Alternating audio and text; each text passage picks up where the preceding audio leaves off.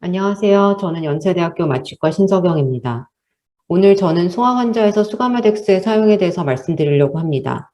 저도 사실은 소아 마취를 전담하지는 않기 때문에 강의 준비를 하면서 많은 공부를 할 수 있는 기회가 되었고요. 이 내용이 여러 선생님들의 진료에도 도움이 되었으면 좋겠습니다. 잘 아시다시피 수가마덱스는 브리디온이라는 상품명으로 출시가 되어 있고요. 1999년에 처음 생산된 이후 2005년에 인간 대상 연구가 처음 이루어졌습니다. 2007년에 우리가 잘 아는 밀러 박사는 수가마덱스는 아마도 1980년대 이후로 가장 흥분되는 임상약제의 등장일 거라고 말할 정도로 수가마덱스는 획기적인 발견이었습니다. 하지만 안타깝게도 미 FDA의 승인을 받는 데는 시간이 아주 오래 걸려서 2015년 말이 되어서야 성인에서의 사용이 처음 승인되었습니다.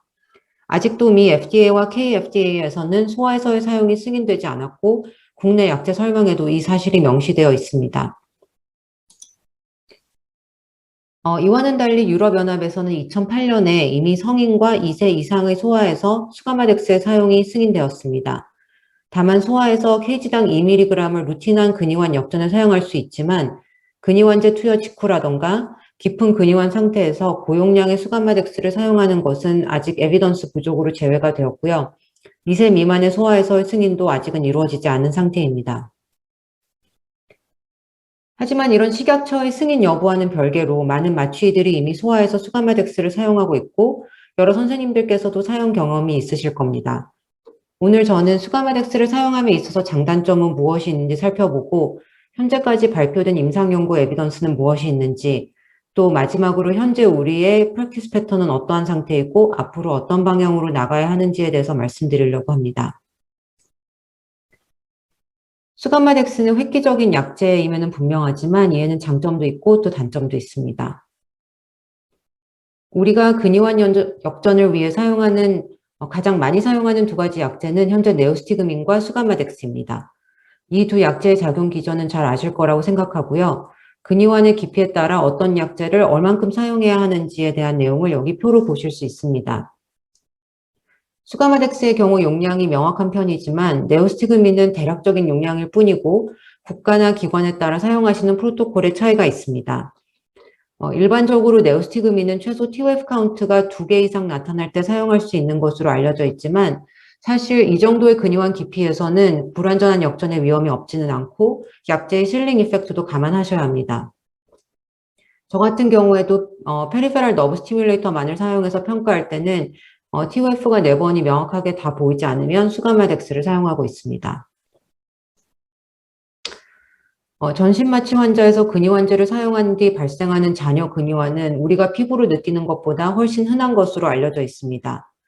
아주 오래전에는 TOF 레이쇼 0.7을 기준으로 잔여 근위환을 정의했지만 2000년대 초반부터는 0.9 이상은 되어야 기관 발관에 안전한 것으로 바뀌었고요.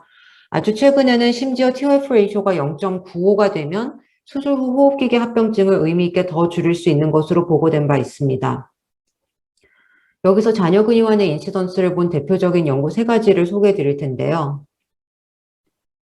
먼저 이 두 연구는 리사이트 스터디라고 해서 기관 발관 후 잔여 근위환의 인시던스를 보기 위해 캐나다와 미국에서 대규모로 수행한 관찰 연구입니다. 여기서 두 연구 모두 퀀티테이티브 모니터를 사용하지 않았고 우리가 가장 흔하게 사용하는 페리페럴 너브 스티뮬레이터의 사용만을 허용했는데요.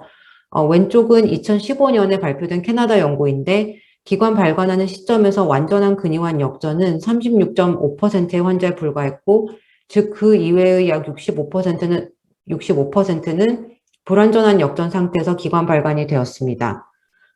회복실 입실에서도 TOF 레이쇼 0.9 이상인 환자는 절반도 되지 않은 상태였습니다. 4년 뒤에 미국에서 발표한 연구도 마찬가지의 결과가 나왔는데요. 이 연구에선 특이하게 대학병원보다 로컬 병원에서 불완전한 근위환 역전이 훨씬 흔하게 발생하는 것으로 보고했습니다. 이는 아마도 빠른 턴오버에 대한 압박이나 상대적으로 짧은 수술이 많은 것, 그리고 근위환제의 사용이나 역전에 대한 교육 부족이 원인이 아닌가 생각된다고 저자들은 얘기를 했습니다. 불완전한 근위환 역전이 발생하는 현상은 소아에서도 마찬가지인데요.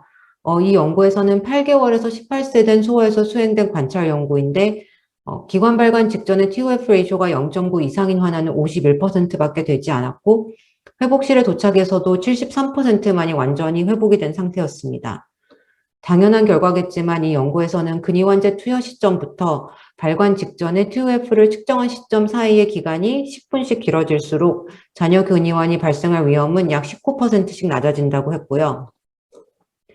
또 환자의 나이가 1살씩 증가할수록 회복실에서 발생하는 잔여 근이환의 위험이 8%씩 감소한다고 보고했는데, 즉 어린 환자일수록 잔여 근이환의 인시던스가 높다는 것이었습니다. 이런 잔여 근이환이 환자 예후에 어떤 영향을 미치는지는 많은 연구에서 보고되었는데요.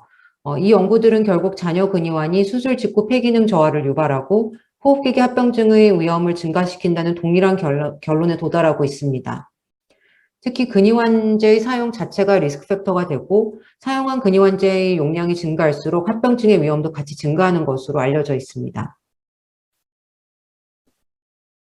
이렇게 잔여 근이환은 매우 흔하게 발생하고 있고 명백히 수술 후 합병증을 증가시키지만 수가마덱스의 사용은 잔여 근이환과 합병증을 줄일 수 있는 것으로 잘 알려져 있습니다. 이 두 가지 연구에 대해서 말씀을 드리자면, 먼저 첫 번째 연구에서 수가마덱스와 네오스티그민을 비교했을 때 회복실에 입실하는 시점에서 측정한 TOF 레이쇼는 수가마덱스를 사용한 환자에서 100%에서 0.9 이상이었던 반면에 네오스티그민을 사용한 환자에서는 57% 정도였습니다. 이 연구에서는 두 군 모두에서 TOF 모니터링을 한 환자가 약 87%로 비슷했음에도 불구하고 이 회복실에서 TOF 레이쇼의 결과에 큰 차이가 난 것은 아마도 이 네오스티그민이 깊은 근이환 상태에선 효과가 부족한데 부적절하게 사용된 경우가 많은 것이 원인이 아닐까 생각됩니다. 부작용 측면에서는 브라디카디아나 노지아 보미팅, 뉴모니아 또한 네오스티그민을 사용한 환자에서 더 많이 발생한 것을 볼 수 있습니다. 마찬가지로 작년에 발표된 대규모 후양 연구인데요. 후양 연구라는 제한점은 있지만 결론적으로 수가마덱스와 네오스티그민을 비교했을 때 수술 후 호흡기계 합병증이 수가마덱스를 사용한 환자에서 적게 발생하는 것을 볼 수 있었습니다. 여기서 컴포지트 포스트 오퍼레이티브 풀모너리 컴플리케이션은 뉴모니아, 레스피레토리 페일리어를 포함한 메이저 풀모너리 컴플리케이션을 묶어서 같이 정의했습니다. 여기까지는 수가마덱스의 사용이 네오스티그민과 비교해서 근이환 역전 효과로 봤을 때는 대체적으로 우월한 것을 볼 수 있는데요. 수가마덱스를 사용할 때 또 큰 우려 중 하나는 알러지 반응일 것입니다. 정확한 인시던스는 아직 모르지만 어쨌든 현재까지 네오스티그민에 비해서 수가마덱스가 확실히 아나필락시스의 인시던스가 높은 것으로 알려져 있습니다. 이 연구는 작년에 일본에서 거의 5만 명을 대상으로 수행한 후형 연구인데 수가마덱스로 인한 아나필락시스는 그 인시던스가 약 0.2%인 것으로 보고되었습니다. 일본에서는 이미 수가마덱스를 대부분의 마취들이 루틴하게 사용하고 있음에도 불구하고 이 연구의 저자들은 이 연구의 결과만을 두고 봤을 때는 네오스티그민이 수가마덱스보다 더 안전한 약제일 수가 있겠고 그렇게 봤을 때는 수가마덱스를 꼭 써야 하는 환자를 잘 스크리닝해서 사용할 필요가 있겠다고 얘기를 했습니다. 이런 아나필락시스의 위험보다 아마도 선생님들의 수가마덱스 사용에 가장 큰 장벽이 되는 요인 중 하나는 약제의 가격일 것입니다. 나라마다 보험체계 등 여러 요인에 따라 가격이 상이하겠지만 우리나라에서는 통상 사용하는 네오스티그민 2앰플과 글라이코파롤레이트 한 앰플을 합한 가격이 2,000원도 되지 않는 반면에 수가마덱스 한 바이올은 16만 원으로 그 차이가 굉장히 큰 것을 볼 수 있습니다. 네오스티그민을 케이지당 0.05에서 0.07만큼 맥시멈으로 쓴다 하더라도 수가마덱스 한 바이올 가격 근처도 가지 않는 차이기 때문에 분명 디시전 메이킹에 영향을 줄 것으로 생각이 되고요. 이런 수가마덱스의 약제 특성뿐 아니라 가격 때문에 체중이 적은 환자에서는 정해진 양보다 더 주게 되거나 체중이 많은 환자에서는 반대로 약간 모자라게 주는 경우도 생각보다 많이 생기지 않나 생각됩니다. 또 한 가지 우려하실 수 있는 것은 수가마덱스 투여 직후에 발생하는 브라디카디아일 텐데요. 그 기전은 아직 정확하게 모르지만 에이시스톨에 이를 정도로 치명적인 경우도 있긴 있습니다. 이 연구에서는 소아 221명에서 수가마덱스 투여 후 30분 동안 관찰했을 때 브라디카디아가 약 8%에서 발생했지만 다행인 것은 임상적으로 의미가 있거나 치료가 필요한 정도의 브라디카디아는 없었습니다. 다만 심장과 연관된 기저질환이 있는 경우에서는 그 위험이 증가하는 것으로 나타났고 이 연구의 같은 연구진이 이후에 심혈관계 기저질환이 있는 소아들만을 대상으로 다시 관찰 연구를 했을 때 브라디카디아의 발생률은 20%로 2배 이상 높았지만 여기서도 역시 브라디카디아의 교정을 위한 치료가 필요한 환자는 없었습니다. 브라디카디아가 발생하는 기전이나 정확한 인시던스가 알려진다면 소아에서 약제의 안전한 사용에 중요한 가이드가 되지 않을까 생각합니다. 이제는 현 시점에서 발표된 소아에서의 수가메덱스 사용에 대한 에비던스를 소개해 드리려고 합니다. 이 연구는 2009년에 소아를 대상자에 포함한 아주 초기 연구 중 하나인데요. TOF의 T2가 관찰되는 모더레이트 블록 상태에서 수가마덱스를 투여했을 때 회복되는 양상을 신생아와 영유아를 포함한 모든 연령군에서 관찰했습니다. 연령대별로 대상자 수가 아주 많지는 않고 특히 인펀트는 8명, 8명밖에 되지 않는다는 제한점이 있지만 어쨌든 이 연구에서는 수가마덱스 도즈를 kg당 0.5에서 4.0으로 증가시켰을 때 근이한 회복 속도가 점점 빨라지는 도즈 리스폰스 릴레이션십을 관찰할 수 있었고 kg당 2mg의 용량에서 모든 대상자군이 미디언 1.1에서 1.2분 사이에 근이환이 안전하게 회복되는 것을 볼 수 있었습니다. 또 이 연구는 2세에서 10세 사이의 소아를 대상으로 PTC가 1개에서 2개 정도만 나타나는 딥블럭 상태에서는 수가마덱스를 kg당 4mg 투여를 했고 T2가 관찰되는 모더레이트 블럭 상태에서는 네오스티그민을 투여를 했습니다. 소아에서 이렇게 약을 투여했을 때 TOF 레이쇼가 0.9에 도달하는 시간을 비교를 해보았는데요. 수가마덱스의 사용이 더 깊은 근이환 상태에서 투여됐음에도 불구하고 근이환의 회복에 걸리는 시간을 네오스티그민에 비해서 10분 정도 줄였고요. 불완전한 역전으로 인한 추가적인 약제 투여도 적었습니다. 역전 약제 투여 후에 발광까지의 시간이나 회복실 입실까지 걸리는 시간도 수가마덱스군에서 의미 있게 짧았습니다. 이 연구에서는 네오스티그민 투여 시에 아트로핀을 사용했기 때문에 무스카리닉 사이드 이펙트가 더 많이 발생했을 것으로 보이지만 어쨌든 수가마덱스의 사용이 부작용 측면에서도 의미 있게 우월한 것으로 나타났습니다. 이 연구는 작년에 ASA 학회 초록으로 발표되었는데요. 2세에서 17세까지의 소아 청소년에서 수가마덱스와 네오스티그민의 효과를 비교했고 모더레이트 블럭과 딥블럭을 모두 포함했습니다. 수가마덱스는 모더레이트와 딥블럭 하나 모두를 대상으로 했고 네오스티그민은 모더레이트 블럭 하나에서만 투여를 했고요. 프라이머리 아웃컴은 역전약제 투여 시점에서 TOF 레이쇼 0.9에 도달하는 시간이었습니다. 모더레이트 블럭의 역전을 위해 사용한 수가마덱스와 네오스티그민을 비교했을 때 TOF 레이쇼가 0.9에 도달하는 시간은 수가마덱스 투여군에서 의미 있게 짧았고 딥블럭을 위해서 kg당 4mg 투여한 대상자에서도 회복은 약 2분 정도만 걸렸습니다.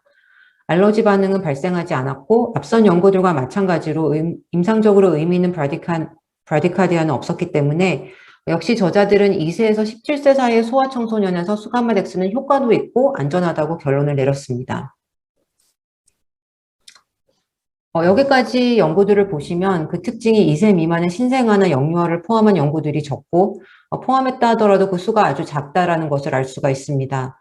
소아라는 대상자군은 보시듯이 너무 넓은 범위의 연령대를 포함하고 있고 또 심지어 네오네이트라는 정의 내에서도 이 환아가 풀텀인지 풀텀인지 또 태어났는지 하루 됐는지 30일 되었는지에 따라 여러 생리학적인 차이가 있을 수밖에 없기 때문에 연구에 어려움이 많은 것이 사실입니다.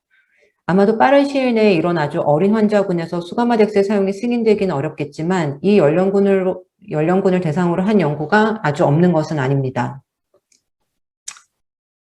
이 연구는 331건의 케이스를 후양적으로 분석을 했는데요. 모두 2세 미만의 환자였고 기록을 바탕으로 했기 때문에 수가마덱스 투여 시점이 정확하지 않아서 수술 종료 시점부터 수술방 퇴실 시점 사이의 시간을 비교 분석했습니다. 이 연구는 결정적으로 TOF 데이터가 포함된 기록이 13건밖에 되지 않는다는 제한점이 있었지만 영유아에서 어쨌든 수가마덱스를 kg당 2, 4 또는 16mg을 투여한 환자들이 모두 포함되었습니다. 후양 연구이긴 하지만 331명 중에서 신생아가 16%나 포함되었고 가장 어린 환자는 태어난 지 2일 된 환아였습니다. 수술 종료에서 퇴실까지 걸린 시간은 두 분 모두 약 20분으로 차이가 없었고요. 다만 마지막으로 근이환제를 투여한 시점부터 역전제를 투여한 시점 사이의 간격이 수가마덱스에서 짧은 것을 볼 수 있는데 이는 당연히 수가마덱스가 깊은 근육한 상태에서도 투여가 가능하기 때문인 것으로 생각이 듭니다. 결론적으로 이 연구는 수가마덱스는 2세 미만의 어린 환자에서 최소한 네오스티그민만큼은 안전하고 또 효과적이라고 결론을 내렸습니다. 이 연구는 2개월에서 23개월 사이의 영유아를 대상으로 한 굉장히 귀한 전향적인 도즈 파인딩 스터디인데요.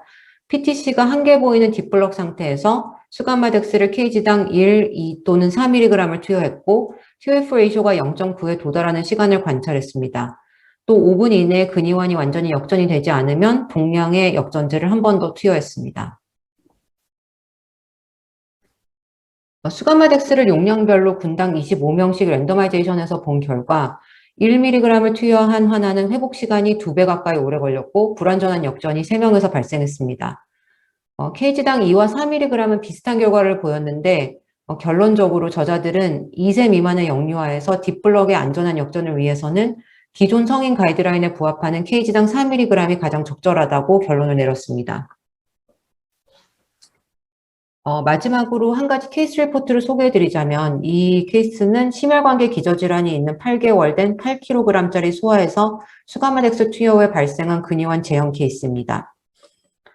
풀모너리 아터리 벌론 안지오플라스티를 받고 종료 후 TOF가 2개 보이는 상태에서 수가마덱스를 케이지당 4mg을 적절하게 투여했습니다. 회복된 거를 확인한 뒤에 기관 발관을 했고요. 근데 20분 뒤에 근이완 상태가 다시 발생을 해서 이때는 페리페럴 너브 스티뮬레이터에서 TOF 카운트가 다시 2개가 보였고 수가마덱스를 재투여한 뒤에 완전히 회복된 케이스입니다. 여기서도 물론 퀀티테이티브 모니터링을 하지 않았다는 문제는 있지만 수가마덱스의 용량이 적절했다는 점에서 소아에서 수가마덱스 투여 후에도 다시 리큐라리제이션이 될 수 있다는 그런 가능성이 아주 없지는 않다는 것을 보여주는 케이스가 되겠습니다. 여기서 한 가지 더 말씀드리고 싶은 것은 이때까지 네오스티그민이나 피리도스티그민을 사용하면서 모니터링을 했을 때 T1 트위치 하이트가 먼저 회복이 되고 TOF 레이쇼가 회복되는 양상을 보였습니다. 그런데 수가마덱스 경우에는 트위치 하이트가 회복이 되기 전에 TOF 레이쇼가 먼저 0.9 이상으로 회복되는 조금 다른 양상을 보인다는 것이고요. 이런 현상은 성인뿐만 아니라 소아에서 모두 공통적으로 관찰이 되고 있기 때문에 실제 진료 환경에서 모니터링을 하실 때 수가마덱스를 사용할 계획이 있으시다면 리큐라리제이션에 특히 취약할 수 있는 아주 어린 환아나 신경근개나 호흡기계 기저질환이 있는 환아에서는 T1 트위치 하이트도 같이 감시하는 것이 안전한 진료에는 도움이 될 수 있을 것 같습니다. 마지막으로 현재 우리가 수가마덱스를 어떻게 사용하고 있으며 해결해야 할 문제점들은 어떤 것들이 있는지에 대해서 간단하게 말씀드리겠습니다. 아주 최근에 미국 소아마취과학회 회원들을 대상으로 한 설문 연구가 발표되었는데요. 연구 결과가 현재 소아에서의 근이완제와 역전제 사용, 그리고 모니터링이 실제 수행되고 있는 현실을 굉장히 잘 반영하고 있는 것 같습니다. 419명의 응답자를 분석했을 때 수가마덱스를 메인 역전제로 사용하는 마취인은 약 163명으로 약 39%에 달했습니다. 전체의 절반이 넘는 61%에서 수가마덱스 사용에 연령 제한을 두지 않는다고 했고 FDA 승인 여부가 본인의 수가마덱스 사용에 영향을 주지 않는다고 응답한 마취가 85%였습니다.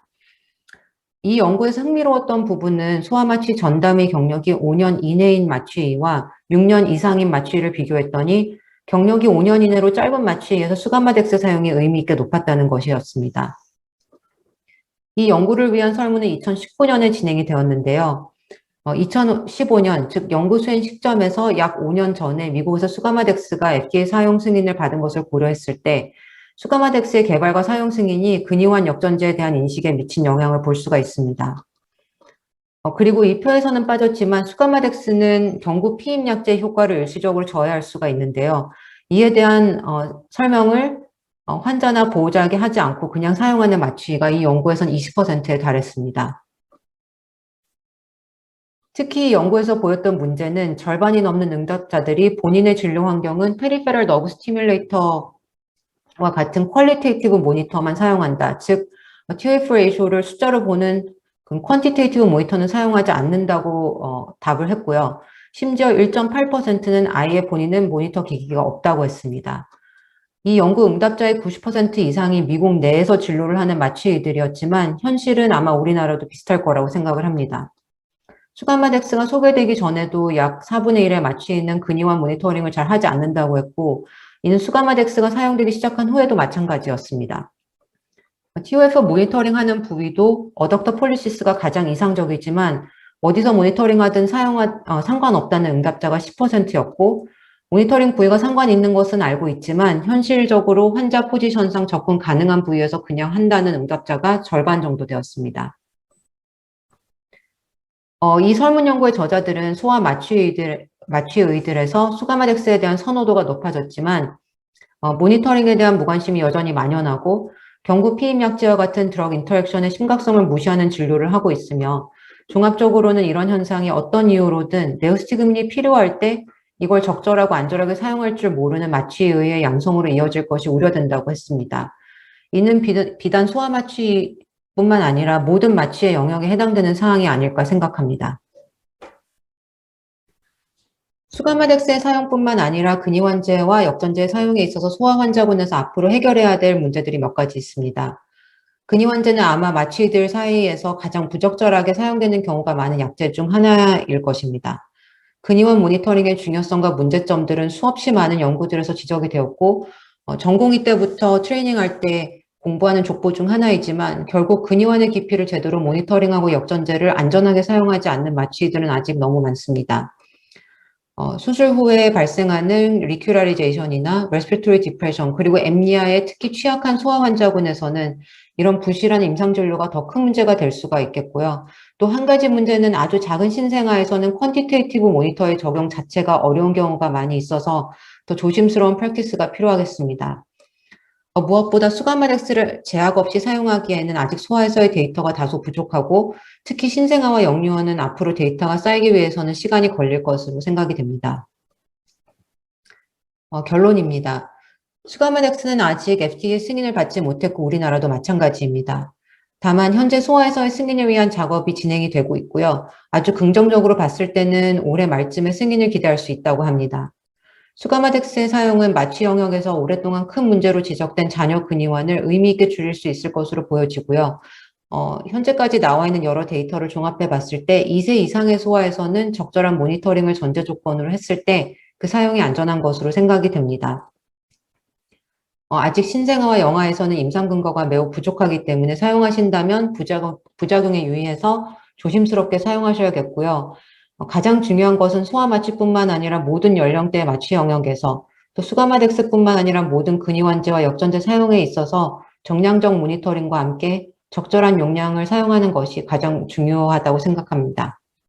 감사합니다.